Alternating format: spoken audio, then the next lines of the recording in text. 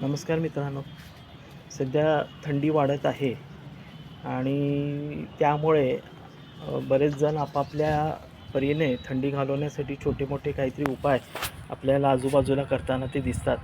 त्यातलाच एक भाग म्हणून आपल्या आजूबाजूच्या परिसरामध्ये गल्लीच्या कोपऱ्यावर वगैरे आपली मित्रमंडळी, गल्लीतली काही लोकं छोटीशी शेकोटी करून बसलेले आपल्याला जागोजागी दिसतील. तर अशा प्रकारची शेकोटी करणं हे अत्यंत धोकादायक आहे आपल्या शरीरासाठी. कारण आपण बरेचदा ऐकतो की ज्यावेळेला आपण एखादा अग्नी प्रज्वलित करतो त्यावेळेला त्या आजूबाजूच्या परिसरातील ऑक्सिजन मोठ्या प्रमाणावरती जाळला जातो आणि साहजिकच त्याच्यामध्ये कार्बन डायऑक्साईडचं प्रमाण हे मोठ्या प्रमाणावरती वाढतं. त्यातलाच एक दुसरा भाग म्हणजे ही मंडळी काही आपल्या घरातनं शेणी किंवा लाकडं घेऊन येऊन ते पेटवत नाहीत, तर आजूबाजूचा जो केरकचरा आहे, कागद आहे, प्लॅस्टिकचा कचरा आहे, हाच कचरा ते जाळत असतात आणि ह्याच्यामुळं नुसतंच कार्बन डायऑक्साईड त्याच्यामध्ये वाढत नाही, तर मोठ्या प्रमाणावरती विषारी घटक ह्या हवेमध्ये आपल्या वाढतात.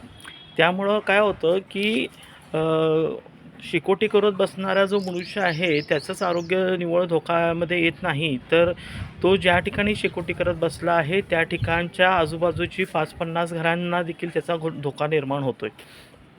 तर अशा प्रकारे जर आपल्या आजूबाजूच्या परिसरामध्ये जर असं कोणी जर शेकोटी करत बसला असेल तर त्याला आपण मज्जाव केला गरजेचं आहे.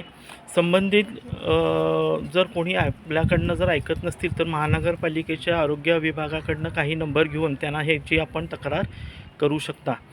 अशा प्रकारे शेकोटी करणाऱ्या लोकांवरती, कचरा जाळणाऱ्या लोकांवरती 500 ते 1000 रुपयेपर्यंतचा दंड आकारण्याची तरतूद महानगरपालिकेकडे आहे.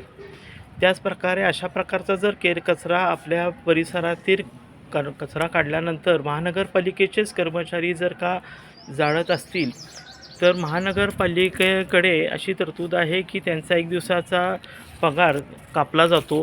तोच कर्मचारी संबंधित जर परत एकदा जर सापडला तर 1 महिन्याचा पगार कापला जातो. तिसऱ्यांदा जर सापडला तर त्याला नोकरीवरनं काढून टाकण्या इतपत महानगरपालिकेमध्ये कायद्यामध्ये ही तरतूद आहे.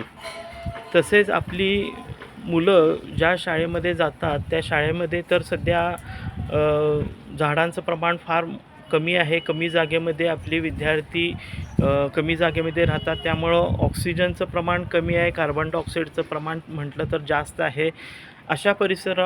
अशाच परिस्थितीमध्ये संबंधित शाळेच्या आवारामध्ये देखील शाळेचे कर्मचारी वर्ग शाळेच्या परिसरातील केरकचरा काढतात आणि तो शाळेच्याच आवारामध्ये जाळण्याचा बरेचदा प्रकार आपल्याला वेगवेगळ्या ठिकाणी बघायला मिळतो.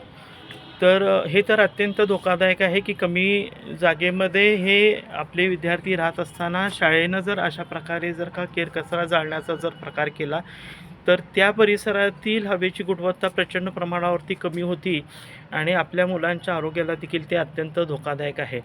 तर अशा प्रकारचं देखील कुठं जर काही घटना घडत असतील तर त्या संबंधित गोष्टींची तक्रार आपण महानगरपालिकेकडे